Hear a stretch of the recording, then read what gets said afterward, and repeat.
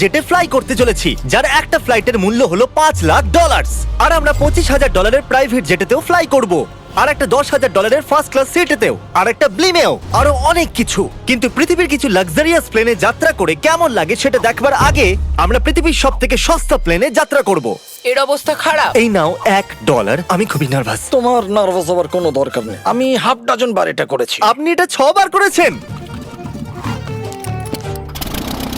এর আওয়াজটা loan mover ইঞ্জিনের মতো কেন?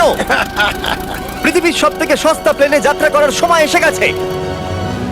আরে না, আরে না, ও মাই গড, ও না, আমরা অনেক জোরে যাচ্ছি ভাই। Bye Jimmy.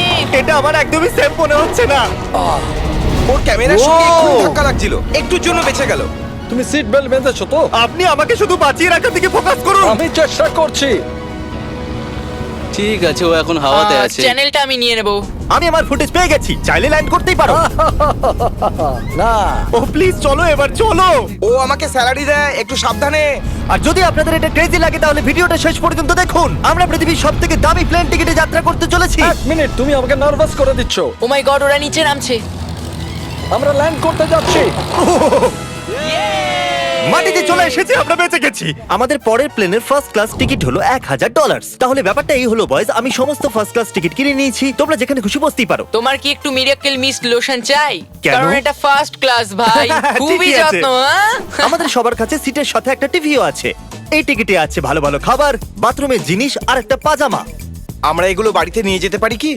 আর লম্বা ফ্লাইটের জন্য রিক্লাইন। এটা নিচে নেমে একটা বেডের মতো হওয়া উচিত। মনে হচ্ছে যেন কবরে আছি, বেশ ভালো হ্যাঁ, লাগলো। এটা সত্যি দারুণ। আর সব থেকে ভালো কথা, এই $1,000 টিকিটের সব থেকে বেস্ট পার্ট হলো আমাকে নোলানের সঙ্গে কথা বলতে হবে না।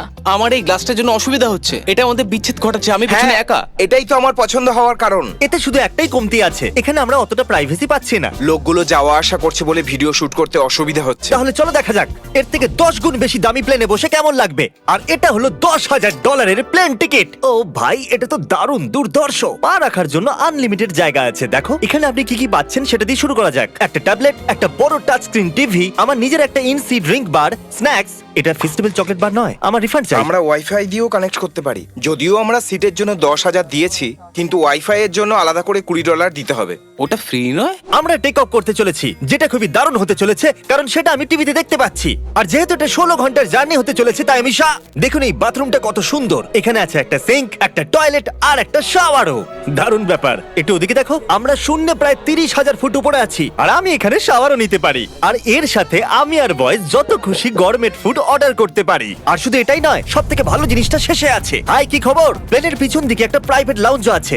হে জিমি, হ্যাঁ, ওয়াও, এটা স্বপ্ন নয়। এটা ছিল $10,000 একটা প্লেন টিকিট। ক্যামেরা উপর থেকে নিচে করো। আর এবার আমি আছি $25,000 প্লেন টিকিটে, যেটা এই সিঁড়ি দিয়ে উঠলেই পাওয়া যাবে। ঠিক বলেছো, এখানে ফ্লোর আছে। এটা দারুণ ব্যাপার না? এটা খুবই ক্রেজি। আমরা অন্য লোকেদের ওপরে বসতে চলেছি। ও মাই গড। এটা হলো আপনার room. Guys, please subscribe my YouTube channel linked in profile. $25,000 আমরা দুটো বড় রুম পাচ্ছি। ও, এটা তো খুব দারুণ। আমি এর আগে এরকম দেখিনি। আরে বাপরে। আগের প্লেনের তুলনায় আমরা এখানে 4 গুণ বেশি জায়গা পেয়েছি। আমি এরকম প্লেন আগে কখনো দেখিনি যেখানে আমি জাম্পিং জ্যাক করতে পারি। এই দেখো, আমরা পাচ্ছি দুটো চেয়ার্স আর অনেকগুলো টিভি। এই একটা ঘরে এতগুলো টিভি আছে, যেটা আগে সবকটা প্লেন মিলিয়েও ছিল না। একজন পার্সোনাল ফ্লাইট অ্যাটেন্ডেন্ট খাবার সার্ভ করে। এরকমটা কেন? একটা বিশেষ প্রাইস পয়েন্টের পরে ওরা সবসময় ক্যাভিয়ার দেয়। আর একটা বাথরুমও। বলছি, কিছু বলতে পারি? এই বাথরুমটা আমাকে হতাশ করলো। এখানে কোনো শাওয়ার নেই, হিটেড ফ্লোরসও নেই, আর সাইজও অর্ধেক। আমার মনে হচ্ছে $10,000 ফ্লাইটটা বেশি ভালো ছিল। তোমরা কি একটা ফ্লাইটের জন্য এত টাকা খরচ করবে? আমি এটার পরামর্শ দেব না। আমি তো বলবো একটা গাড়ি এর নিয়ে নাও। বদলে গাড়ি নিয়ে আর নাও। এটা হলো রুমের সবথেকে বেস্ট পার্ট, একটা কুইন সাইজ বেড। ওরা সব সিটকে বেড কেন করে দেয় না ভাই? তাহলে সাইড বাই সাইড 3টে বেড লাগানোর বদলে 3টে তাকের একটা বাঙ্ক বেড বানানো উচিত।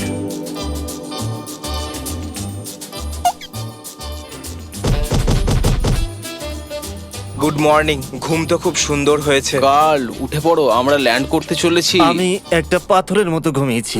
এটা ছিল পৃথিবীর সব থেকে দামি কমার্শিয়াল ফ্লাইট। এবার সময় এসেছে প্রাইভেট ফ্লাইটের। তাহলে এটা হলো $1,00,000 প্লেন। এটা অনেকটা বড়। এই প্রাইস পয়েন্টে আমরা পাচ্ছি একটা পুরো প্লেন। Private, private, private. ভাই, এটা তো ইয়টের মতো। এটা তো অসাধারণ। এটা তো সত্যি অসাধারণ। তুমি একটা ক্রেজি জিনিস জানতে চাও? এখানে একটা নয়, এমন 4টে রুম আছে। এখানে লাউঞ্জ এরিয়াও আছে। ভাবলাম এটুকুই থাকবে। গাইজ, একটু এদিকে এসো। এটা কোন ঘর? এটা লিটারালি একটা লাউঞ্জ এরিয়া যেখানে অনেক স্ন্যাক্স আর একটা বড় টিভি আছে। আর যদি ক্লান্ত হয়ে পড়ো তাহলে একটা প্রাইভেট বেডরুমও পাওয়া যাবে। ডুড কি Woo!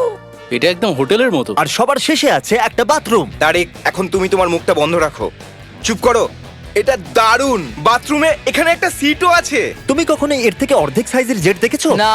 কোনোদিন তাহলে না। আমরা আমাদের প্রাইভেট জেটেতে আছি, কি কথা বলা উচিত? হ্যাঁ, আমি বলছি আমি আগের বছর বেঁচেছিলাম স্মিটারিজ অ্যাকাউন্ট। এই দাঁড়াও, আমার মনে হচ্ছে আমি পেছনের দিকে সাবধানে। যাচ্ছি। ও গোপ্রো! বুঝতেই পারিনি আমরা টেক অফ না, করছি। আমার ক্যামেরা!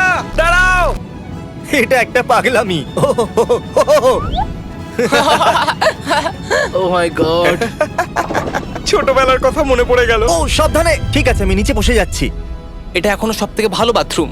এখানে এটা টয়লেট, এখানে বসে তোমরা টিভি দেখতে পারো। হ্যাঁ নোলেন, আশা করি তুমি বাথরুমে কমফোর্টেবল থাকবে। এখানে হচ্ছেটা কি আমি কিছু বুঝতে পারছি না। না না। ও কখনোই বাইরে আসবে না। ও এটা হলো steak, mash, potatoes Oh, and thank you so veggies. much. আর আমরা আপনাদের জন্য পিৎজাও বানিয়েছি। ইয়ে এটা আমার সবথেকে ফেভারিট প্লেন, কারণ এখানে আছে ইউটিউব। কিন্তু আমরা প্রথমে পপ আপ হয়নি, তাই এখন নয়। আমরা বলতেই পারি এটা একটা বড় লোকের বেড, কারণ এখানে 500 বালিশ আছে। এটাকে এখানে রাখি, এখানে এটাকে রাখি।